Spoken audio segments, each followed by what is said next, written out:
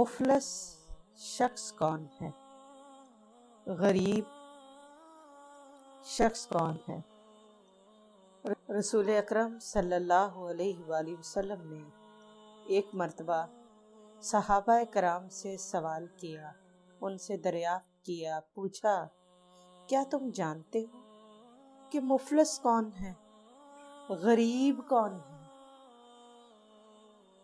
صحابہ نے جواب دیا، اے اللہ کے رسول صلی اللہ علیہ وسلم، ہمارے نزدیک تو غریب وہ شخص ہے جس کے پاس درہم و دینار نہیں، مال و دولت نہیں، جس کے پاس دنیاوی آسائشیں نہیں، ہمارے نزدیک وہ غریب آدمی ہے۔ آپ صلی اللہ علیہ وآلہ وسلم نے فرمایا،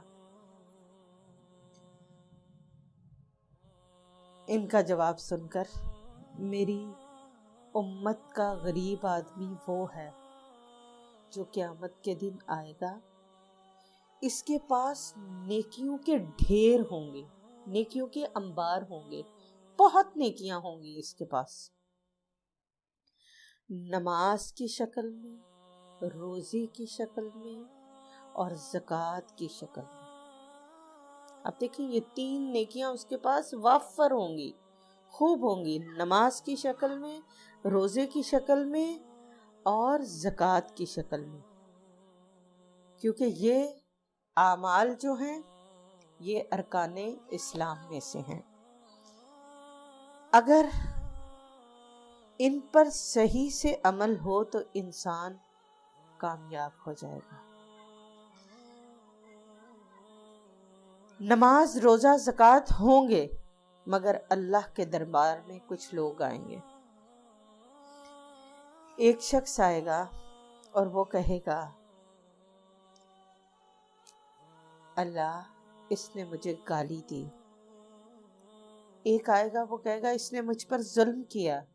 ایک آئے گا اس نے میرا مال ناحق کھایا۔ کوئی آئے گا اس نے مجھ پر بہتان لگایا۔ کوئی کچھ کہے گا، کوئی کچھ کہے گا۔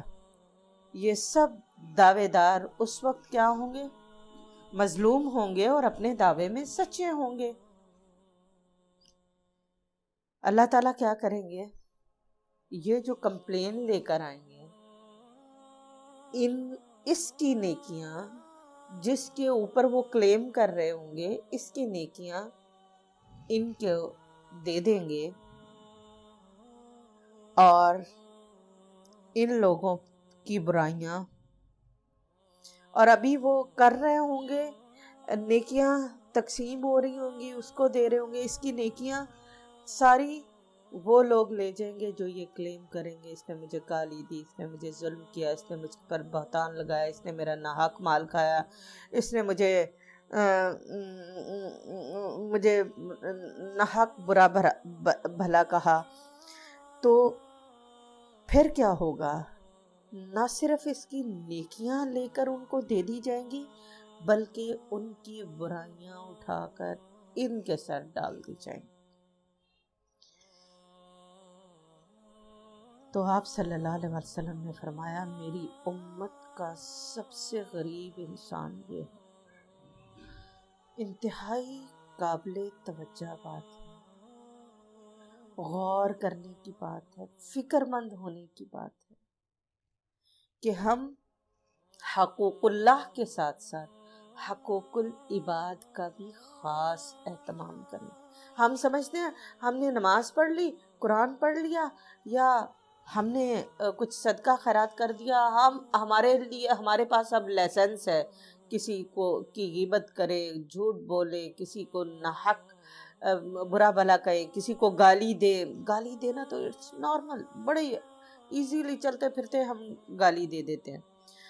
تو بہت کیئرفل، کیونکہ زبان سے نکلے گئے الفاظ بسا اوقات ہمیں جہنم کی اتھاہ گہرائیوں میں لے جاتے ہیں، اور یہی الفاظ بعض اوقات ہمیں جنت کی بلندیوں میں پہنچا دیتے ہیں۔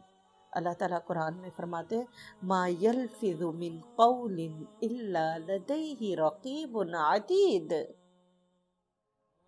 جب بھی تمہارے منہ سے کوئی لفظ نکلتا ہے، ہمارا ایک حاضر باش فرشتہ اس کو نوٹ کر لیتا ہے۔